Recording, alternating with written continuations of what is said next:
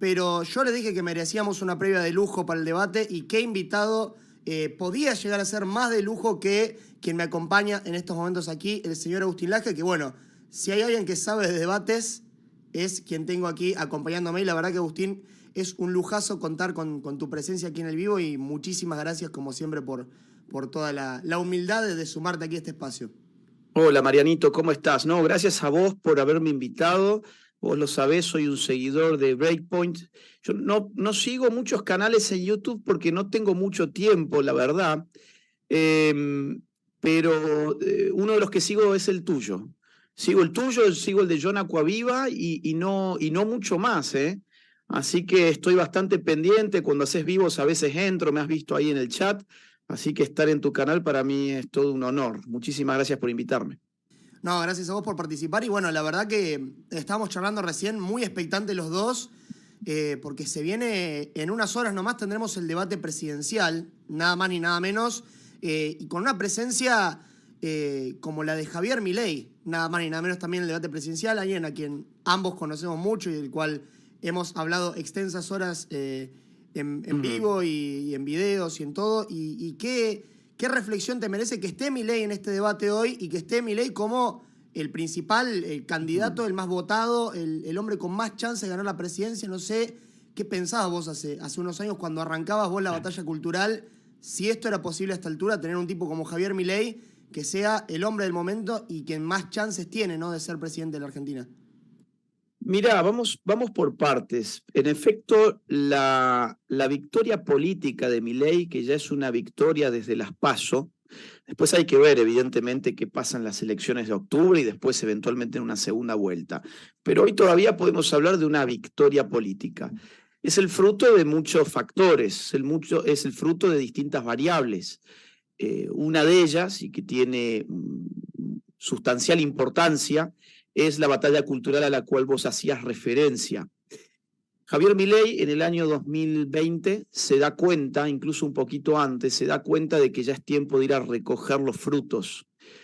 Todos los esfuerzos que hemos estado haciendo todos estos años, muchas personas, fue casi que una respuesta a la batalla cultural que había dado el kirchnerismo. Esto mucha gente no lo sabe porque entiende que el término batalla cultural está asociado a los grupos libertarios, a lo que hoy se hace de una manera increíble a través de redes sociales, pero todo esto empezó como una respuesta a la batalla cultural del kirchnerismo. Los que empezaron a hablar de batalla cultural fueron los kirchneristas.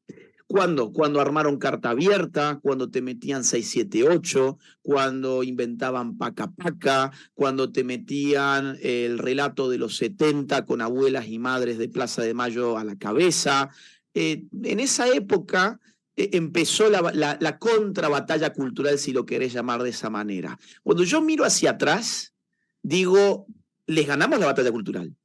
Y se la ganamos sin el Estado. Sin el Estado. Estos tipos utilizaron el Estado, Mariano. Estos tipos agarraron el canal de la televisión pública, metieron a Eve de Bonafini, metieron 678, metieron a todos los zurdos más aberrantes de la Argentina, los pusieron allí. Por otra parte, contrataron a todos los intelectuales progres y los pusieron en algo que en su momento se llamaba Carta Abierta. Después fue el Instituto Patria, otro conglomerado similar. Los tipos agarraron y lograron una adhesión fervorosa por parte de los profesores universitarios, redefinieron la currícula escolar, controlaron la educación, su contenido, contrataron al mundo de los artistas, al mundo de los periodistas ensobrados, los artistas tipo Fito Páez a los cuales les pagaban para que hablaran bien del régimen, los actores tipo Pablo Echarri, Nancy Duplá. Estos tipos contaron con todo el dinero del Estado, metieron sus tentáculos en todas las dimensiones del arte, de la comunicación social, de la academia, de la educación, de la televisión. Eso fue una ingeniería cultural que llevó adelante el kirchnerismo y que hizo que toda la sociedad girara muy rápidamente hacia la izquierda. Ese virus socialista del cual habla Milei es el fruto de una batalla cultural que en verdad es una ingeniería social que parte desde el Estado. Entonces, frente a eso hay una especie de guerra de guerrillas. La guerra de guerrillas siempre la da el bando que tiene menos poder, La guerra de guerrillas por eso mismo se instala en la selva. No son combatientes profesionales, no son soldados profesionales, son tipos que agarraron un arma, se metieron entre los bosques y van a ver qué carajo hacen desde allí. Bueno, en la guerra de guerrillas cultural que se hizo, nuestra selva fue las redes sociales. Javier Milei sale de ese mundo, pero tiene la virtud de entrar en el mundo de los medios de comunicación porque su perfil, su carisma daba para eso y generaba rating. Ahora, eso que daba rating fue un monstruo que se le salió de las manos al sistema y que cuando se dio cuenta que tenía la oportunidad de ir a recoger los frutos que se habían logrado en batalla cultural, pero ahora en batalla electoral, lo hizo, se convirtió en diputado nacional en el año 2020 y 2 años más tarde empezó con una en el año 2021 y 2 años más tarde estamos al borde de verlo ganar las elecciones presidenciales. Entonces, resumo, vos a mí me decías qué sentís con todo esto y con el resumen que te acabo de hacer, siento euforia. Siento esperanza, siento que dimos en la tecla con el tipo de estrategia que llevamos adelante. Primero fuimos a conquistar la cultura y después uno de los nuestros, el más capacitado para eso, el más carismático para eso, el que además tenía la vocación y estaba llamado a hacer eso, se candidateó y empezó a ganar.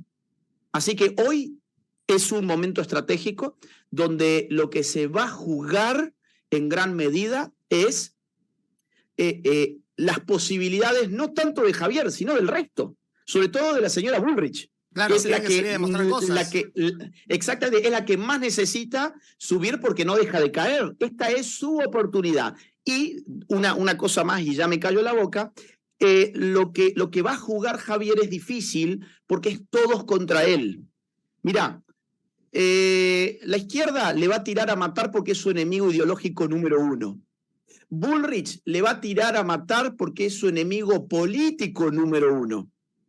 Y Massa le va a tirar a matar porque sabe que tiene posibilidades de ir a segunda vuelta con Milei y necesita acercarse a él, dado que gran parte del potencial votante de Massa ha decidido votar a Milei. Gente que hace 4 años votaba al kirchnerismo, ahora decidió votar a Milei y quieren recuperar ese voto. Por ejemplo, gente de la provincia de Buenos Aires, gente de Formosa, gente del Chaco, gente curiosamente de los lugares más miserables del país, en términos económicos, más pobres. Entonces van a ser todos contra Milei. El único que no sé realmente a qué va a jugar, quizás sea el randazo de este debate, va a ser Schiaretti. Vamos a ver qué hace. Bueno, un poco esa demostración vimos en lo que fue el debate de vicepresidentes del otro día con Victoria Villarroel, que eran todos contra ella, todos pidiendo explicaciones, porque como decís, por distintas maneras van a ser todos contra Milei y va a ser Milei contra todos.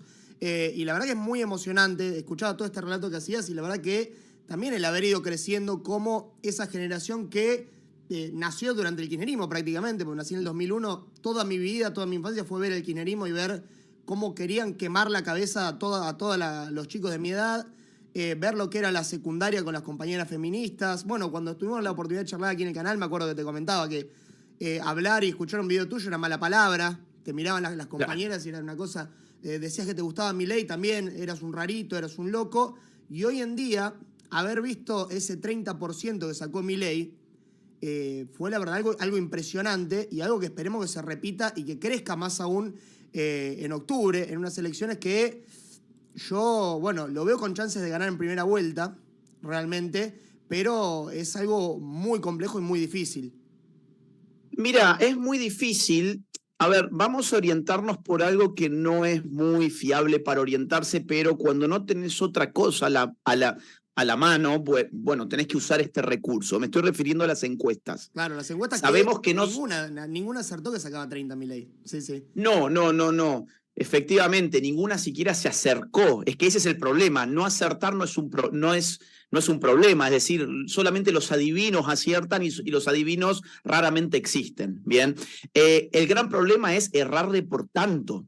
Errarle por tanto y haber presentado un margen de error, porque las encuestas tienen que darte un margen de error.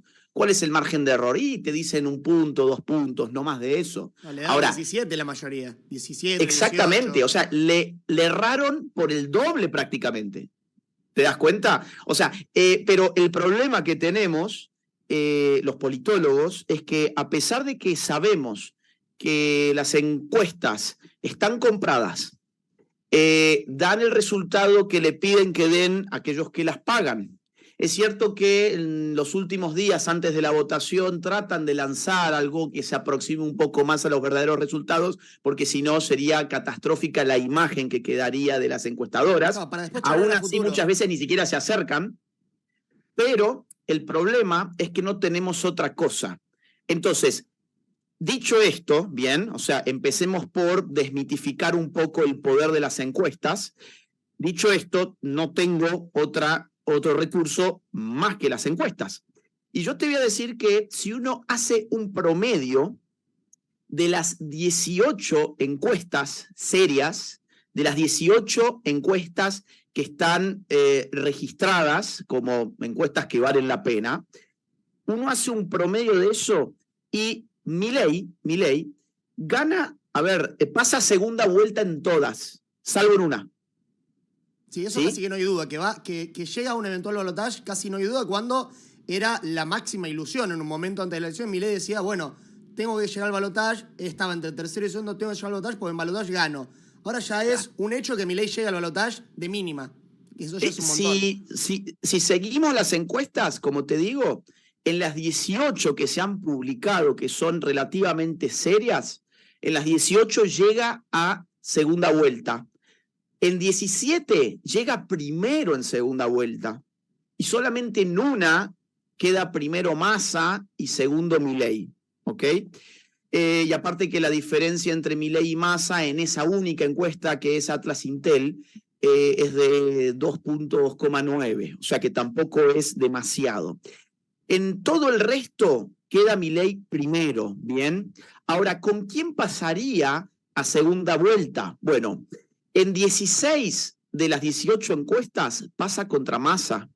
Solamente en 2, que son DC Consultores y Federico González y Asociados, solamente en esas 2 pasa con Bullrich. Por eso te digo, la gente de Juntos por el Cambio, que además les gustan las encuestas, porque las pagan. Son los principales compradores de encuestas, sí. Exacto, son los principales compradores de encuestas, pero fíjate que solamente hay 2 donde Bullrich pasa. Es la misma gente de Juntos por el Cambio que hace muy poco tiempo decía que Milei era funcional a Massa porque dividía el voto antikirchnerista y que el voto antikirchnerista tenía que concentrarse en quien realmente tenía posibilidades de ganarle a Massa. Bueno, si utilizamos esa lógica, y yo animo a utilizarla, dada que la gente que votó por Juntos por el Cambio fue la que principalmente la utilizó durante muchos meses, entonces tendríamos hoy que decirles que por favor no voten a Bullrich, porque no tiene posibilidades. Si ustedes quieren sacar al kirchnerismo, tienen que votar a Milei. ¿Por qué? Porque lo van a hacer ganar en primera vuelta. ¿Qué mejor que ganarle al kirchnerismo en primera vuelta? ¿Sabés por qué además es lo mejor que puede pasar? Porque significa que le vas a destrozar su poder dentro del poder legislativo, valga la redundancia, claro, su cantidad de diputados y senadores dentro del poder legislativo, lo vas a reventar. Entonces, no sean tontos a los votantes de Juntos por el Cambio, háganle caso a lo que dijo toda la dirigencia de Juntos por el Cambio durante tanto tiempo cuando recomendaban votar a aquellos que tenían realmente posibilidades de ganarles a Milei. Mira, yo, Mariano, hice un análisis el mismo día que nosotros tuvimos un vivo que fue en mayo, fue creo que el 1 de mayo. Creo que en mayo, sí. Sí, porque ese día yo iba a estar en la Feria del Libro. Entonces yo por la mañana había hecho un video para mi canal y después fui a tu casa, hicimos un video grabado. Sí, lo grabamos. Me acuerdo que estaba el taladro del vecino, que era un quilombo. Sí. Mirá, ese fue el día que presentaste el libro. Exactamente. Ese día yo hice un video en mayo, estamos hablando del 1 de mayo, hice un video para mi canal que me lo criticó un montón de gente porque yo decía que el único que tenía realmente posibilidades de ganarle al kirchnerismo era Milei porque era el único que podía llegar a sectores que Juntos por el Cambio no tiene ninguna posibilidad de llegar. A saber, 2. Número 1, la juventud. La juventud no siente ningún atractivo por ni Bullrich, ni Macri, ni nadie de Juntos por el Cambio.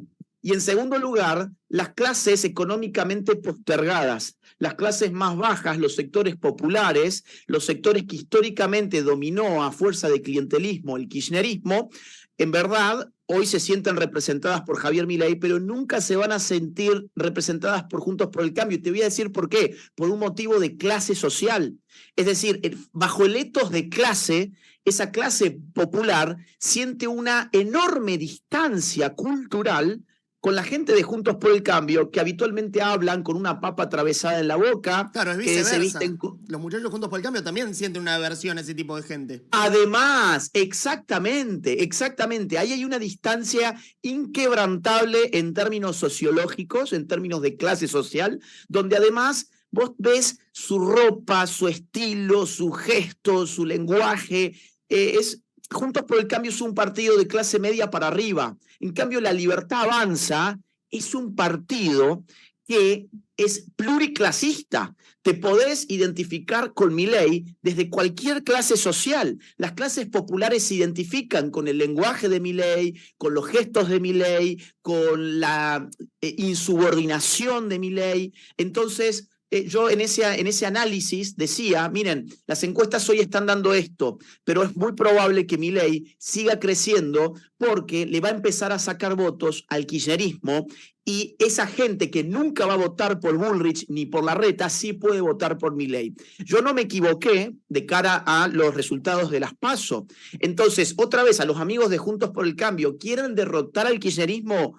Pues no voten a Patricia Bullrich. Estamos viendo que no tiene ninguna posibilidad de pasar a segunda vuelta, y en cambio Milei sí tiene posibilidades. Si contara con el voto de gente que ha votado en las PASO por Juntos por el Cambio, va a tener muchas probabilidades de ganar en la primera vuelta, pero se necesita ese voto. Sí, es muy interesante esto que decías, que vienen, bueno, Juntos por el Cambio hace 2 años viene con esto de Milei funciona el kirchnerismo, funcional, nosotros somos los únicos que podemos sacarlos, y se les dio completamente vuelta el argumento. Yo lo veo muy desorientados, no solo los dirigentes de Juntos por el Cambio, sino los operadores de Juntos por el Cambio, el periodismo, que no sabe para dónde tirarlo. Quieren tratar a Milei de nazi, de esto, después que arregló con aquel, con este otro, y están todos en una ensalada que ya están perdidos y desorientados, y ya es como... directamente da risa. Porque antes era, bueno, nos ofendemos, nos peleamos de ello, pero ahora es como, los ves tan perdidos que todo lo malo que pasa en el mundo, pero Milei hizo esto, pero Milei aquello, pero Milei, y que siempre, ante cualquier cagada que se manda el gobierno o cualquier barbaridad que pase, la noticia pasa a ser algo así ínfimo, intrascendente, que sucede en el entorno de Milei, que sucede en el partido de Milei, porque hay que pegarle a Milei, no queda otra. Mira, te voy a decir 2 cosas, y avísame si me estás escuchando mal el sonido, porque alguien me dijo, por un lado, que estaba saturado, pues estaba muy fuerte. Hasta recién y otro me dijo un poco medio saturado, pero ahora te escucho mejor, sí. Bien, porque le bajé un poquito. Si me llegas a escuchar muy bajo, avísame, o si querés que le baje un poco más. No, ahí está bien. Recién estaba como medio saturado, no sabía si era mi computadora o qué, pero bueno, se escucha perfecto. Bien, sí, de haber sido esto, pues te cuento, acabo de llegar a mi casa, no estoy desde marzo en Córdoba, no estoy desde mayo en Argentina, porque estuve en Buenos Aires el día que te vi. Ese fue el último día que yo estuve en Argentina, pero en Córdoba, de donde yo soy, donde yo vivo, algunos meses por año. No estoy desde marzo, entonces traje todo en la valija, lo acabo así hace 5 minutos de sacar de ahí, lo instalé así como, pues estaba a contrarreloj, claro, entonces sí. No le configuré mucho el tema del sonido y demás. Bueno, mira, yo te voy a decir 2 cosas sobre eso. A mí me da vergüenza, ya ni siquiera me da ni bronca. Antes me daba bronca, decía, estos tipos son lamentables. Hoy me da vergüenza ver el periodismo que está haciendo 2 cosas. Te voy a poner 2 ejemplos. Lo veo a Babi Echecopar diciendo que son violentos con él. El tipo más puteador, o uno de los más puteadores de la televisión argentina, diciendo que le mandan una puteadita por Twitter. Y después dice que él en verdad no usa Twitter, porque no usa redes sociales porque le hace daño que le digan cosas feas. Pobrecito Babi, que nunca se metió llamaba a amas contra de casa nadie. Para putearlas. O sea, exactamente, que se burlaba de la gente de esa manera. A ver, yo no tengo nada contra Babi, de hecho yo he salido a defenderlo cuando la feminazis se le iban encima, o cuando los medios, sus propios colegas se le iban encima por haber defendido legítimamente a su familia. Es decir, yo fui un defensor en aquel entonces de un Babi que era acosado ideológicamente por la progresía en general, pero que hoy venga Babi a decir que se siente muy vulnerado en sus derechos individuales porque en Twitter le dicen tal o cual cosa, bueno, estás hablando entonces con un tipo que está fuera de la historia, porque la historia de la comunicación social, perdón. Que es el primero que tendría que haber salido a bancar a Milei. Yo lo escuchaba en su programa de radio, pedirle a Macri que tenga huevos, que esto, que lo otro. Vivió toda su vida, toda su carrera pidiendo que aparezca un tipo con pelotas, como lo es Milei, y cuando apareció Milei, no me gusta porque me putearon 2 locos en Twitter. Es una cosa... Exactamente, pero aparte, escuchame una cosa, la comunicación social en el siglo XXI se llama redes sociales. ¿Y sabés cuál es el gran problema, Mariano? Que no es cierto que el periodismo se haya deslegitimado desde la aparición incipiente de los trolls de Twitter y de los militantes violentos de Javier Milei que utilizan las redes sociales para insultar a los demás.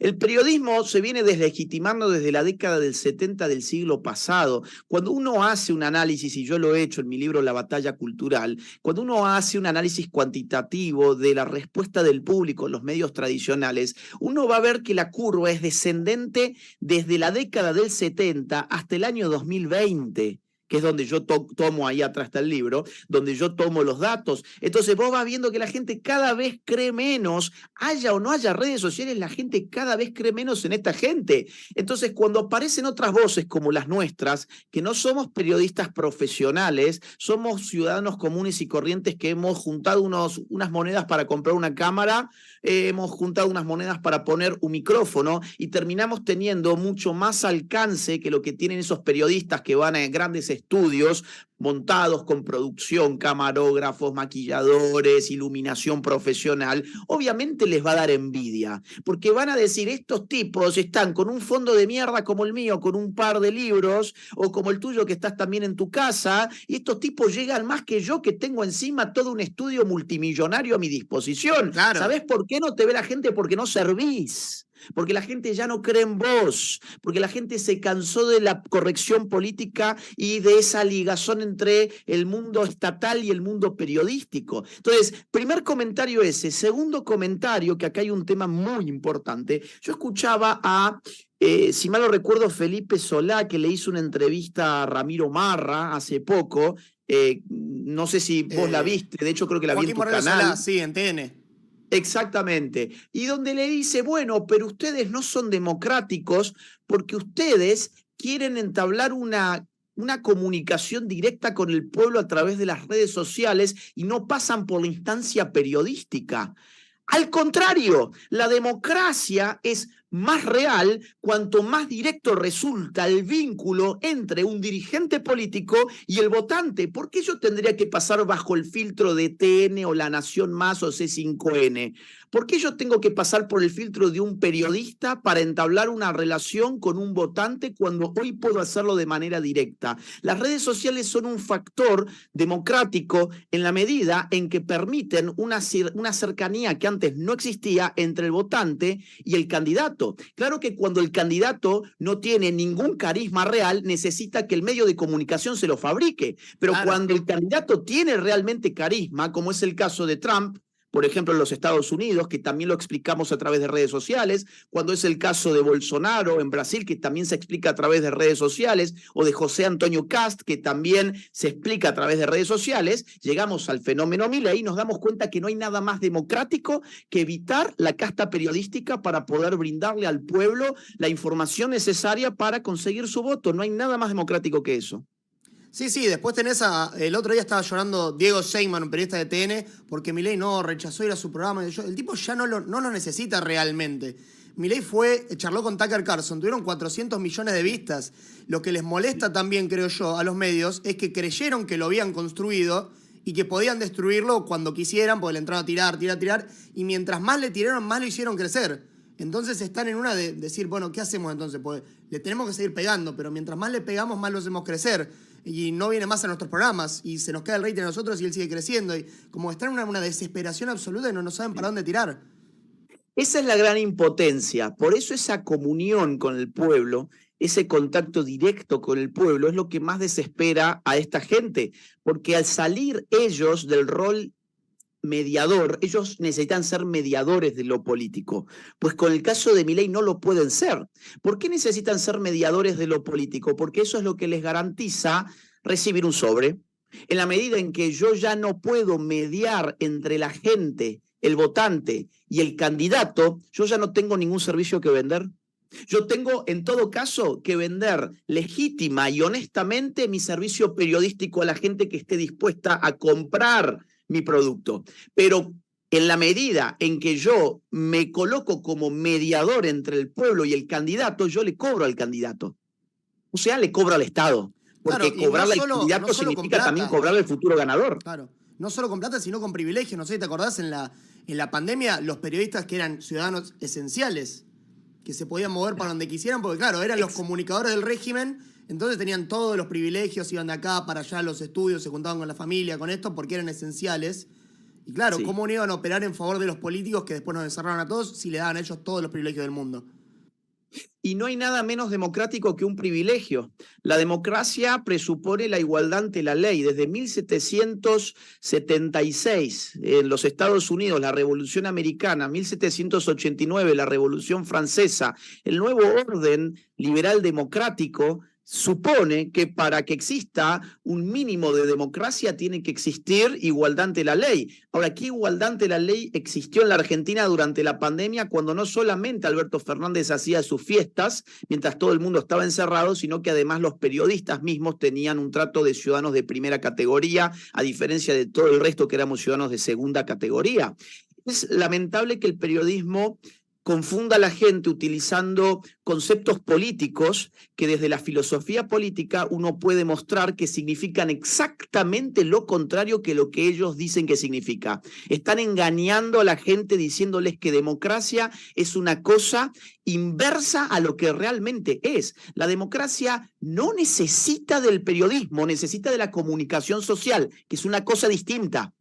El periodismo es un oficio, es una profesión para la cual hay gente que se forma y que ingresa en un sistema de comunicación social. Pero la comunicación social excede a la profesión del periodismo. Para que exista verdadera democracia, tiene que estar garantizada una comunicación social libre. Ese es el punto. Dentro de esa ecuación entra el periodismo, pero no como elemento esencial y definitorio de lo democrático. Lo que define lo democrático es la comunicación social. Vos y yo no somos periodistas en el sentido profesional del término, pero sí somos comunicadores sociales y Claro. tenemos mucha más potencia de comunicación social en determinadas redes que lo que tiene el periodismo hegemónico. Bueno, hablando de eso, somos 11.000 personas en vivo en este momento, gracias a todos los que están aquí. La verdad que es impresionante la cantidad de gente que hay aquí en este momento escuchándote a vos, que la verdad siempre es muy interesante escucharlo. La verdad para mí es un lujo, siempre me gusta decir estas cosas en vivo, la verdad es un lujo tenerte acá del otro lado, siendo alguien a quien he escuchado durante mi temprana adolescencia rebatir y pelearte con feministas, con con el otro, con todo el mundo, y que ha formado parte también del pensamiento que uno tiene, así que la verdad es un lujo, de los grandes lujos que uno se puede dar, tener una charla con vos mano a mano, que uno siempre aprende un montón también. No, muchísimas gracias, Marianito. Y te voy a decir una cosa más, que la tenía por ahí como apunte. Fíjate vos que las encuestas además están mostrando la canallada de haber presentado como resultado de tercios las elecciones de las PASO. Porque vos fijate que los medios insistieron, hasta hace muy poco cuando terminó el escrutinio, dijeron Milei cayó en el escrutinio final, había perdido creo que 0,02 puntos nada más. Y los otros dijeron, habían caído más todavía aparte. Sí, exactamente, los otros habían caído más, pero el titular era Milei cayó en el escrutinio final. Bueno, claro, ¿y qué hacían estos tipos? Te sumaban los espacios políticos, sabiendo ya que según las encuestas, y encuestas muy serias, en este caso como la de la UBA, por ejemplo, de su Instituto de Psicología Social Aplicada, estaban mostrando que Patricia Bullrich no iba a retener los votos de Larreta, no los iba a retener. En el siglo XXI la gente está mucho más dispuesta a votar por candidatos individuos que por el candidato político, o sea, la fuerza política, quiero decir. La gente va a votar por eso, vamos a decir todas las cosas como son. Por eso los candidatos de Javier no funcionaron en el resto de las provincias. Claro. Porque la gente vota individuos. en el siglo XXI. Esa disciplina partidaria era propia de la política de masas del siglo XX. La política del siglo XXI es muy distinta a la del siglo XX. Vos no podés sumar, después de unas PASO, los espacios políticos de manera lineal. Entonces, eso es lo que se está viendo en las encuestas, donde Patricia Bullrich no llega a retener los votos de Larreta. Y por eso mismo, vos fijate, ¿cuál es la última estrategia de Massa? Empieza a hablarle al voto radical, que fue votante de Larreta. Mirá, Bullrich sacó el 16,8% en las PASO. Larreta el 19,2%.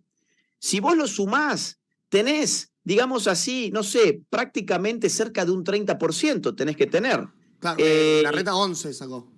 O sea, claro, 11,2 y Bullrich 16,8. Por lo tanto, tendrías que tener un 28%.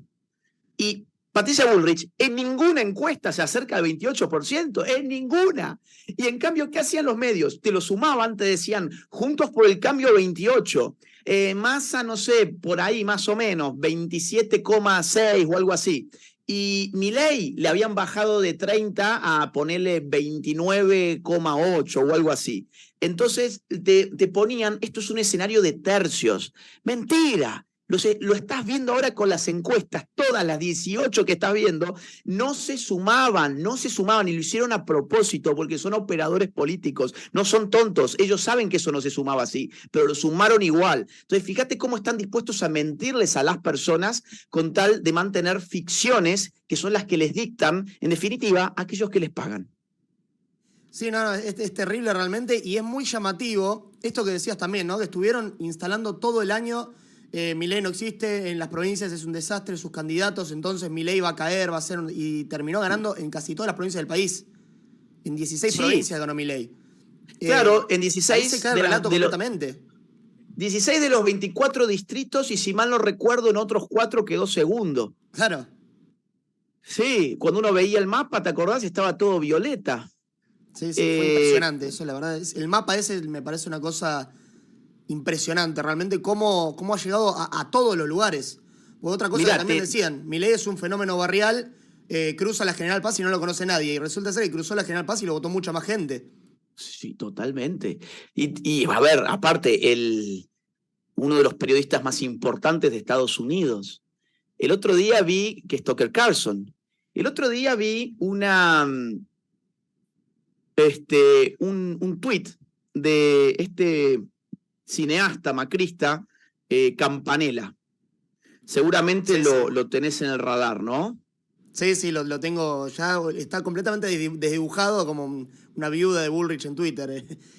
Ya ni siquiera lo calificaría como director, ya a esta altura. Sí, se ha convertido en algo raro, o sea, yo la verdad que de cine no sé mucho, con lo cual ahora de política, bueno, sé algo, entonces lo voy a opinar desde ese punto de vista.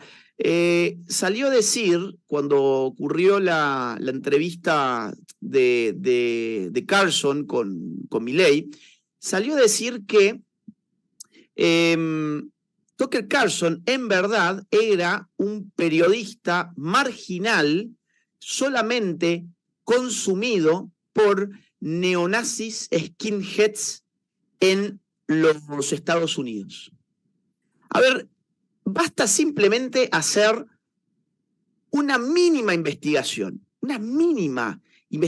para darte cuenta que Tucker Carlson ha sido, digamos, uno de los periodistas más importantes de los últimos años en los Estados Unidos, uno de los periodistas más vistos en los Estados Unidos, con mejor rating de nada menos que la Fox News, no de, digamos, un canal secundario, un canal sin rating, no, estás hablando de Fox.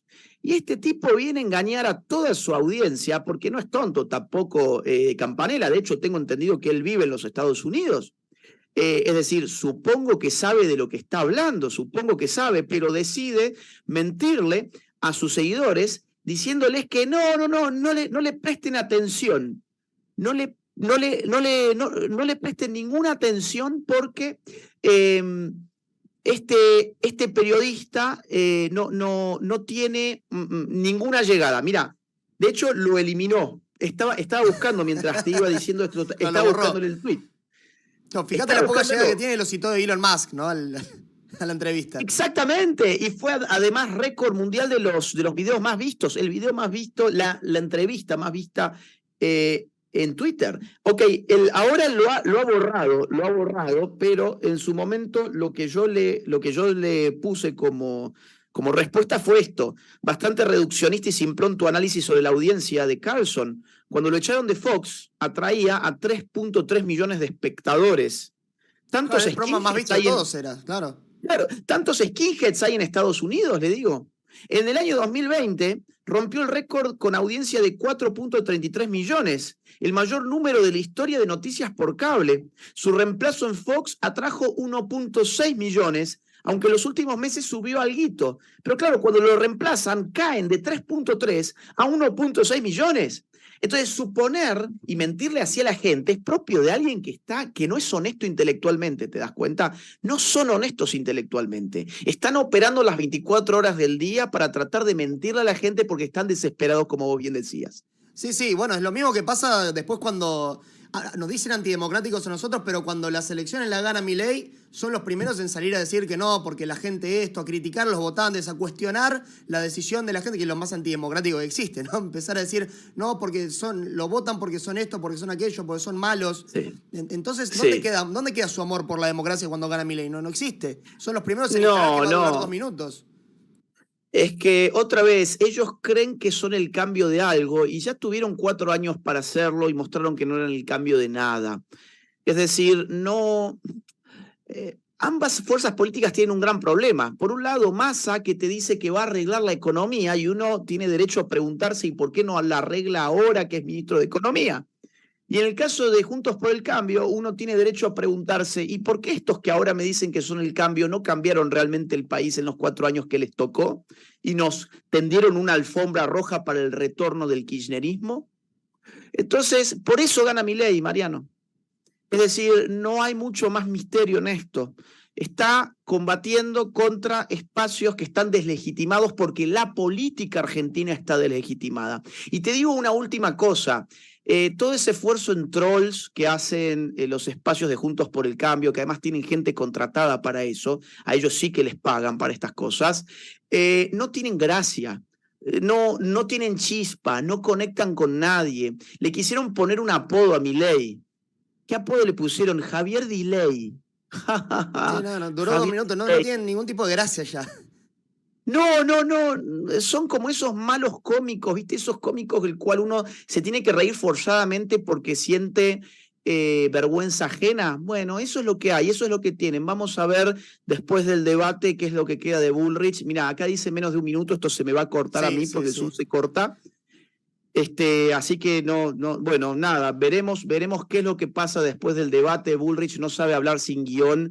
Massa tiene un poco más de habilidad, pero es el ministro de Economía de un país que se cae a pedazos culpa de ellos y quien tiene todas las de ganar, en este caso es Milei. Esperemos que eso pase. Bueno, Agustín, si querés después, charlamos después del debate. Así será, con gusto, Mariano. Bueno, un gustazo tenerte acá y éxitos también que sé que vas a estar transmitiendo.